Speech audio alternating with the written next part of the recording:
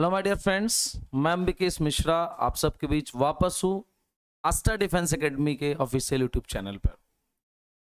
हम बात कर रहे थे प्रोनाउन के बारे में। ये हमारा लेक्चर 4 है और पिछले 3 लेक्चर्स में हमने बात की 3 अलग अलग प्रोनाउन के बारे में, जिसमें सबसे पहले हमने पढ़ा था पर्सनल प्रोनाउन, जिसमें हमने यूजेस देखे थे सब्जेक्टिव केस और ऑब्जेक्टिव केस का। ठीक है, नेक्स्ट हमने पढ़ा possessive pronoun and demonstrative pronoun. इसको डिटेल एनालिसिस के लिए आप जाकर के पुराने वीडियोस को देखिए। ठीक है, अब बात को हम थोड़ा आगे बढ़ाते हैं, आगे के प्रोनाउन के बारे में हम चर्चा करते हैं। जैसे हमने देखा था कि हमारे आज का जो सेशन है बहुत ही इंपॉर्टेंट होने वाला है, one of the most important pronoun. ठीक है, जिसे हम कहते हैं रिफ्लेक्सिव प्रोनाउन। ऐसा कोई एग्जाम नहीं है जिसमें रिफ्लेक्सिव प्रोनाउन से रिलेटेड क्वेश्चन ना पूछे जाएं। ठीक है, रिफ्लेक्सिव प्रोनाउन।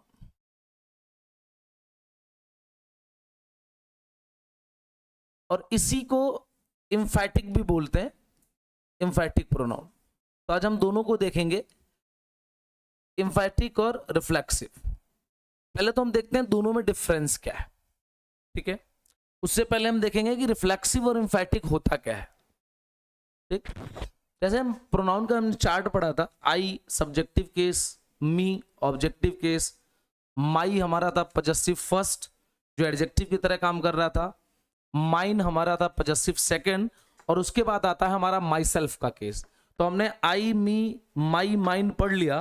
अब हम पढ़ने वाले हैं माई सेल्फ एंड माई सेल्फ्स के बारे में, माई सेल्फ एंड माई सेल्फ्स के बारे में। ठीक है, इसको बोलते हैं सिंगुलर और ये होता है हमारा plural.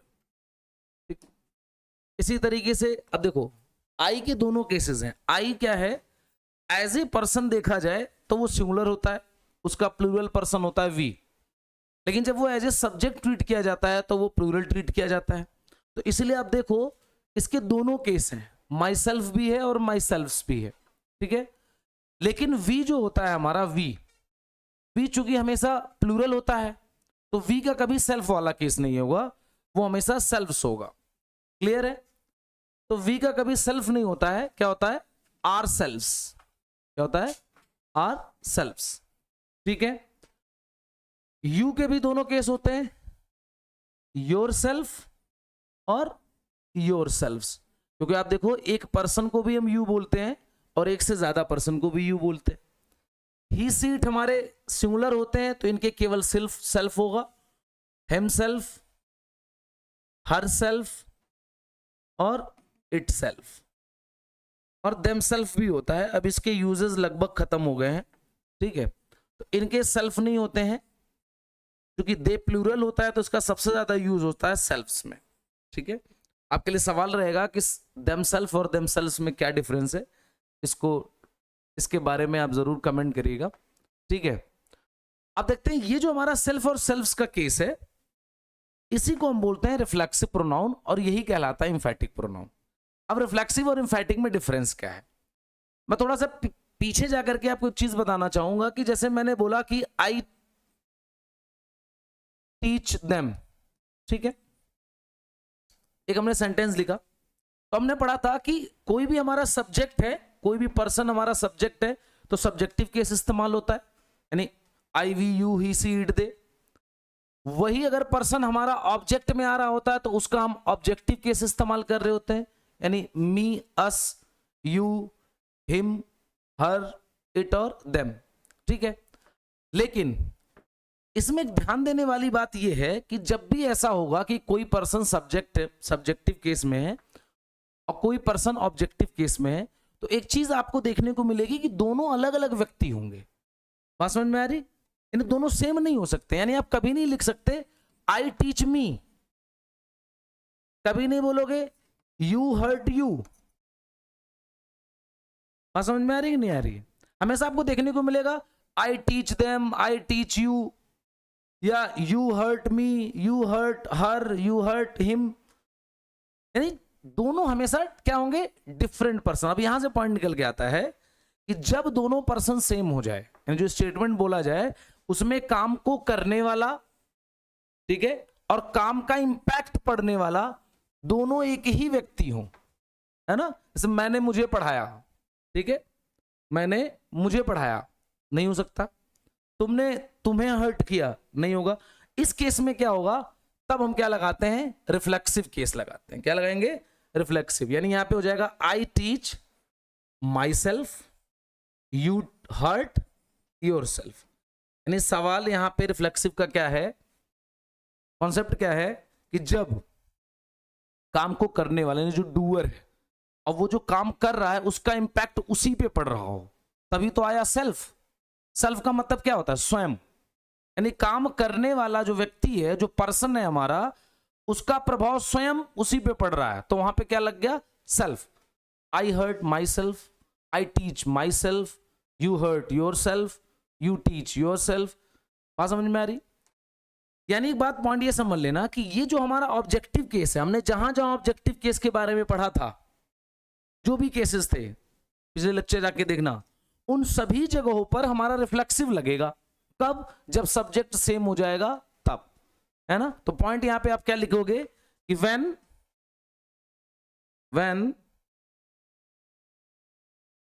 Subject and object of a verb, ठीक है, आर द सेम पर्सन, दोनों क्या हैं, एक ही व्यक्ति हैं, तो वहां हम क्या लगाते हैं, रिफ्लेक्सिव केस लगाते हैं। समझ में आ रहा है कि नहीं आ रहा। ने काम को करने वाला और काम का प्रभाव पड़ने वाला दोनों एक ही व्यक्ति। अब इसमें सवाल कैसे बनेगा, क्वेश्चन कैसे बनेगा, ध्यान देना। उसने दिया कि द पुअर मैन, आया हुआ क्वेश्चन है एसएससी में, the poor man poisoned him and his children।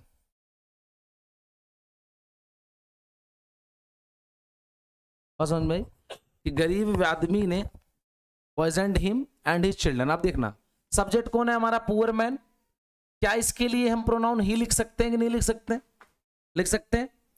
अब इसका ऑब्जेक्ट देखो क्या कह रहा है, हिम, यानी ऑब्जेक्टिव केस है, एंड हिज चिल्ड्रन। तो अब देखो हिम उसी के लिए लग रहा है ना, पुअर मैन के लिए ही लग रहा है। यानी गरीब आदमी ने खुद को जहर दिया और अपने बच्चों को भी।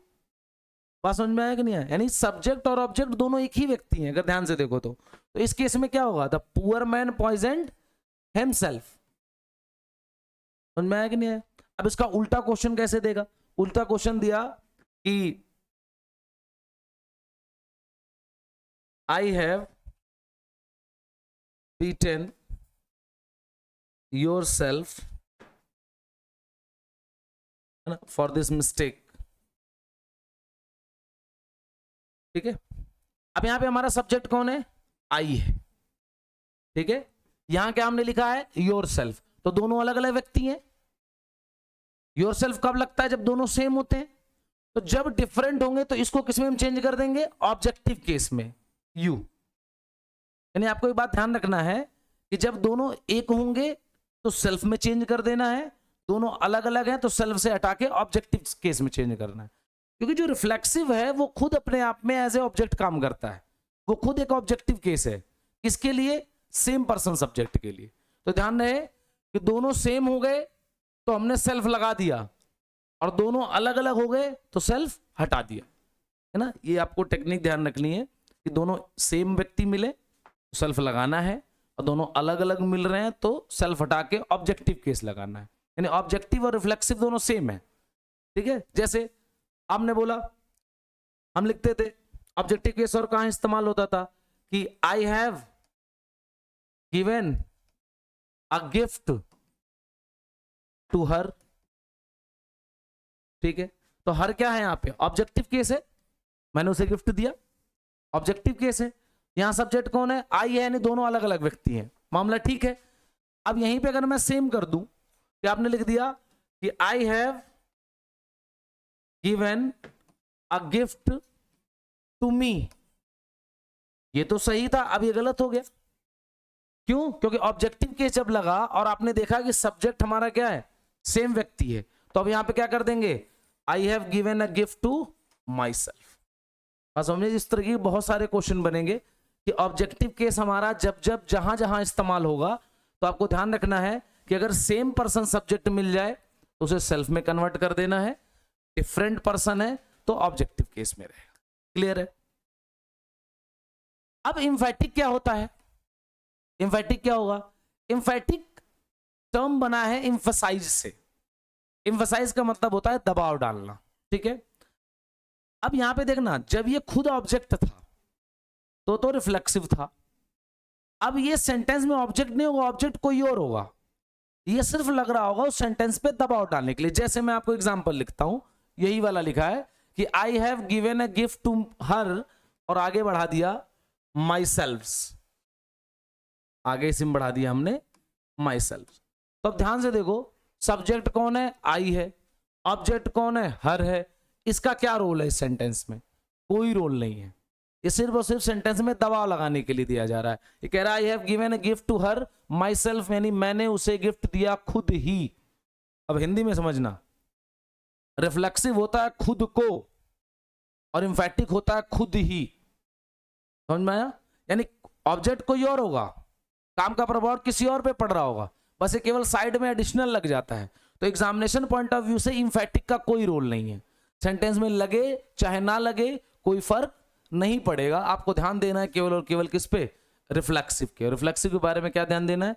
दोनों सेम हुए तो लगा देना है।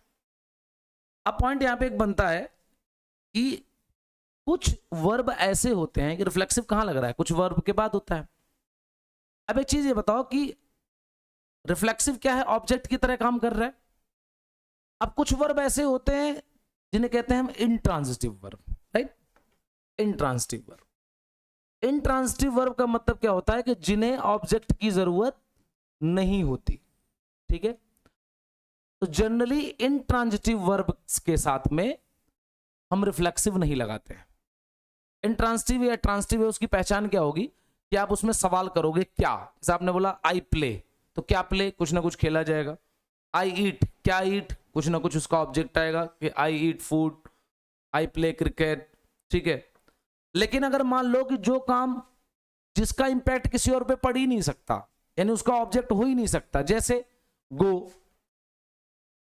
कम, रेस्ट, मूव, स्टॉप, कीप, ठीक है, हाइड, बात, है ना, इट्सेक्ट, ठीक है, टर्न, ठीक है, ठीक है। ये सारा कैसे वर्ब है? तो इंट्रांजिटिव वर्ब का मतलब क्या होता है? जिसे ऑब्जेक्ट ना हो। एक उसकी एक और पहचान होती है कि इन सारे वर्ब्स के बाद में जब कोई ऑब्जेक्ट प्रीपोजिशन लग के आता हो, ठीक है, और उसे इंट्रांजिटिव कहते हैं, या बिना प्रीपोजिशन के डायरेक्ट आ जाए। जैसे आपने बोला कि आई प्ले क्रिकेट, तो अब देखो इसका ऑब्जेक्ट क्या है? क्रिकेट। तो क्रिकेट और प्ले के बीच में जोड़ने के लिए किसी प्रीपोजिशन की जरूरत है? नहीं है। आप इसमें सवाल करो क्या खेला? उत्तर मिला क्रिकेट, ठीक है।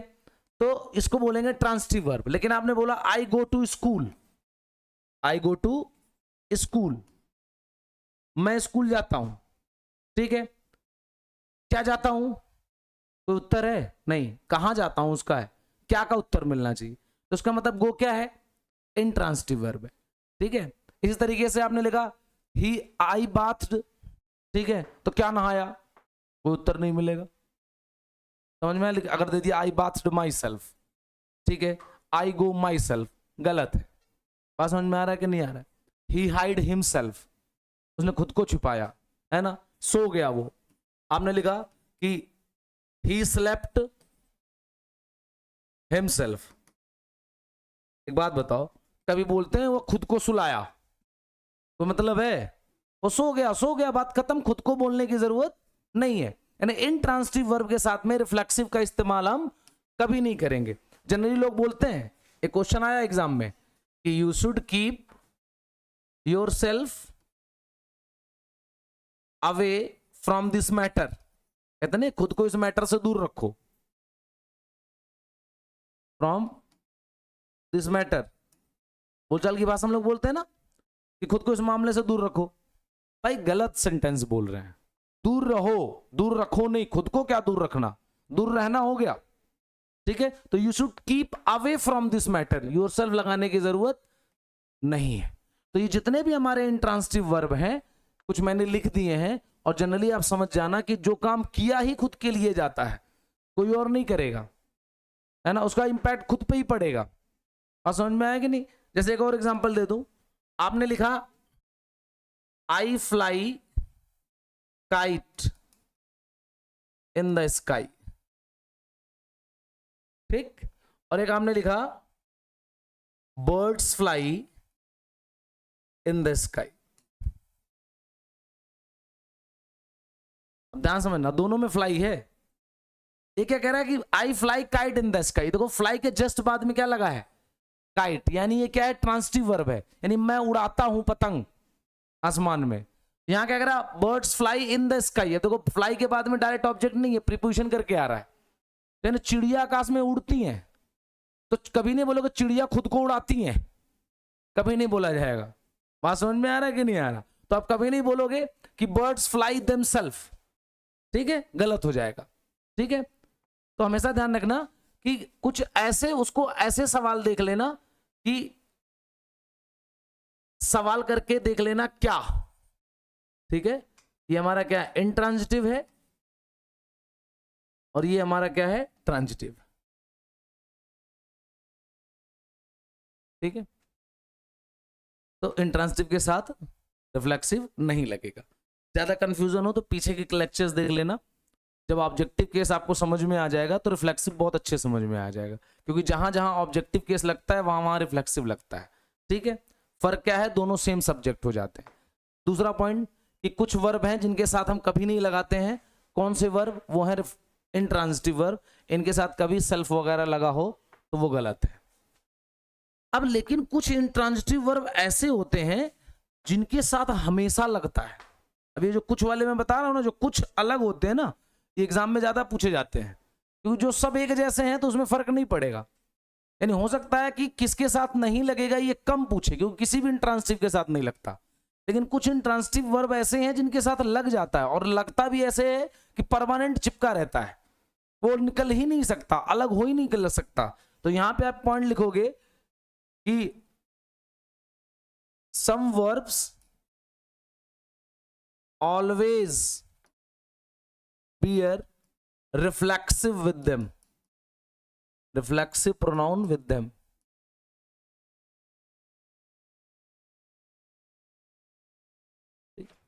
इनके साथ हमेशा लगता है। कौन कौन से, देखो, अक्वाइट, अक्वाइट का मतलब होता है प्रशंसाजनक व्यवहार करना, यानी ऐसा बिहेव कर रहे हो कि लोग उसकी प्रशंसा करें, ठीक है। दूसरा एक्वाइट एडजस्ट, एडजस्ट जानते हैं, खुद को एडजस्ट करना, तो उसका मतलब ही होता है खुद, जब भी बोलेंगे एडजस्ट तो बोलेंगे ना खुद को एडजस्ट करो, तो खुद को अपने साथ आएगा, लेके आएगा। एडाप्ट, ढालना किसी चीज के अनुसार, तो खुद को ढाला जाएगा, तो खुद को अपने आप लगे, यानी रिफ्लेक्सिव लगेगा। एक्वाइट, एडजस्ट, एडाप्ट। अम्यूज, अम्यूज का मतलब होता है खुद का मनोरंजन करना। एक होता है एंटरटेन, एंटरटेन क्या किया जाता है, दूसरे का मनोरंजन किया जाए, आप दूसरे को एंटरटेन कर रहे हो, एंटरटेन दूसरे को किया जाएगा, और अम्यूज खुद के लिए होता है। अम्यूजमेंट सुना होगा, अम्यूजमेंट का क्या मतलब क्या होता है, मनोरंजन, मस्ती, यानी खुद में मजे कर रहे हैं, ठीक है। उसके बाद आता है आपका रिकॉन्सिल, रिकॉन्सिल, रिकॉन्सिल का मतलब होता है ना चाहते हुए स्वीकार कर लेना, यानी मर्जी नहीं थी, बेमन से स्वीकार कर लेना किसी चीज को, ठीक है। इसी तरीके से एक और होता है रिजाइन, रिजाइन का मतलब भी होता है हथियार डाल देना या बेमन से स्वीकार करना। ये इस्तीफा वाला रिजाइन नहीं है, ठीक है, हाँ ध्यान रखना, ये इस्तीफा वाला रिजाइन नहीं है। इसके अलावा फिर क्या आ जाएगा, प्राइड, ठीक है, absent, present, introduce, enjoy, ठीक है। ये वो वर्ब है जिनके साथ हमेशा रिफ्लेक्सिव लगता है। अवेल, अवेल का मतलब होता है फायदा उठाना, लाभ उठाना, मौके का फायदा उठाना। वो अवेल हो गया। अब यहां से क्वेश्चन कैसे बनेगा, वो आए बोलेगा you should avail of the opportunity. Avail के साथ फिक्स्ड प्रीपोजिशन ऑफ भी होता है, प्रीपोजिशन की भी कभी क्वेश्चन बन सकता है। You should avail of the opportunity, ठीक है, तुम्हें मौके का फायदा उठाना चाहिए। तो आप लिखोगे you should avail your self, यहां गलती है, और बिना लिखे मिलेगा और आपको पढ़ के बिल्कुल नहीं लगेगा कि यहां कोई गड़बड़ी है, ठीक है। अगर आपको नहीं पता है कि इस वर्ब के बाद में रिफ्लेक्सिव लगता है तो मामला गड़बड़ हो जाएगा। एक सवाल बना कि उसने दे दिया ऐसे, ही वॉज absent himself, तो ये गलत है। क्यों गलत है भाई, क्योंकि यहां absent क्या है, वर्ब नहीं है, यहां absent क्या है, नाउन की तरह काम कर रहा है, ठीक है। जब absent वर्ब होगा यानी आप बोलोगे he absents himself regularly, regularly क्या करता है, खुद को अनुपस्थित करता रहता है, ठीक है। अब तो कोई मेन वर्ब आ गया तो हिमसेल्फ सही है। तो आपको ध्यान रहे एब्सेंट प्रेजेंट अगर नाउन की तरह काम करेंगे तो उसकी पहचान क्या है, बी फॉर्म ऑफ वर्ब के बाद आएगा। I am present, he is absent, he is present, I am absent, यानी ये नाउन है, तो नाउन है वहां रिफ्लेक्सिव नहीं लगेगा। लेकिन हम बोलोगे I presented myself, he absented himself, यानी मेन वर्ब की तरह जब काम करेगा, ठीक है। तो एक सवाल एब्सेंट से बनता है। दूसरा सवाल इंजॉय का एक सवाल बनता है। अब इंजॉय दो तरीके से किया जाता है, एक इंजॉय किसी चीज का इंजॉय करते हो आप, ठीक है, मूवी इंजॉय कर रहे हैं, पार्टी इंजॉय कर रहे हैं, खाना इंजॉय कर रहे हैं, ठीक है। दूसरा कुछ नहीं इंजॉय करने के लिए खुद में ही इंजॉय कर रहे हैं, खुद में ही मजे हैं, मस्त है। तो यानी अगर इंजॉय का ऑब्जेक्ट गिवन है, क्या है, इंजॉय का ऑब्जेक्ट गिवन है, ठीक है, ऑब्जेक्ट क्या है, गिवन है, तो वहां पे हम रिफ्लेक्सिव नहीं लगाएंगे, नो रिफ्लेक्सिव, ठीक है। और अब इंजॉय का ऑब्जेक्ट नहीं है, इंजॉय में नो ऑब्जेक्ट, कोई ऑब्जेक्ट है ही नहीं, तब हम क्या लगा देंगे, रिफ्लेक्सिव। फॉर एग्जाम्पल मैं देता हूं, आपने लिखवाया, आपने बोला आई एंजॉयड द मूवी, ठीक है, ड्यूरिंग वेकेशन।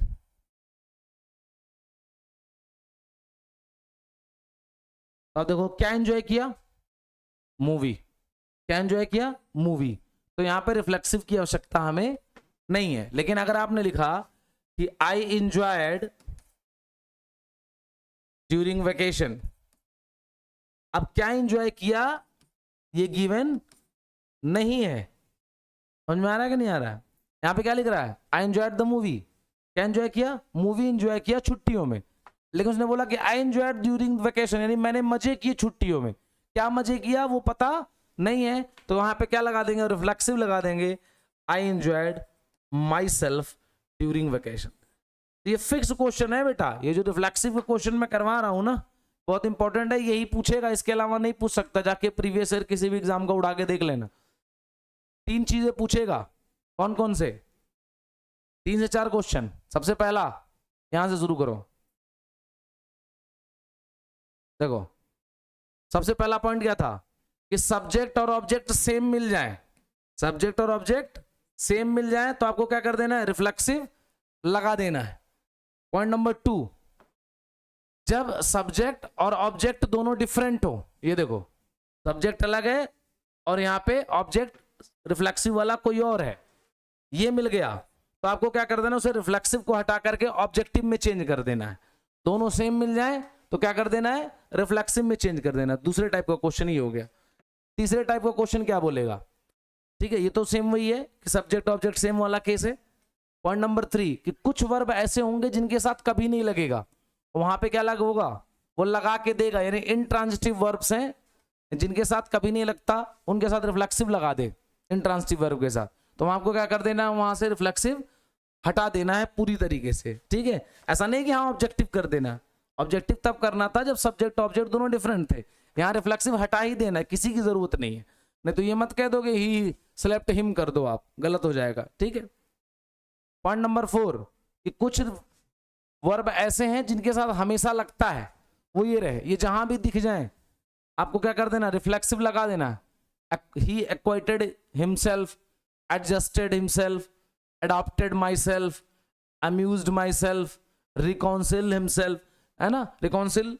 अब यहां से क्वेश्चन किस तरीके का बनेगा, एक तो इनके साथ इनमें से कोई भी है, जिसका एक एग्जांपल मैंने दिया है अवेल वाला, अवेल के बजाय कोई भी इनमें से आ जाए और उनके साथ रिफ्लेक्सिव नहीं लगाया तो आपको क्या कर देना है, रिफ्लेक्सिव लगा देना है।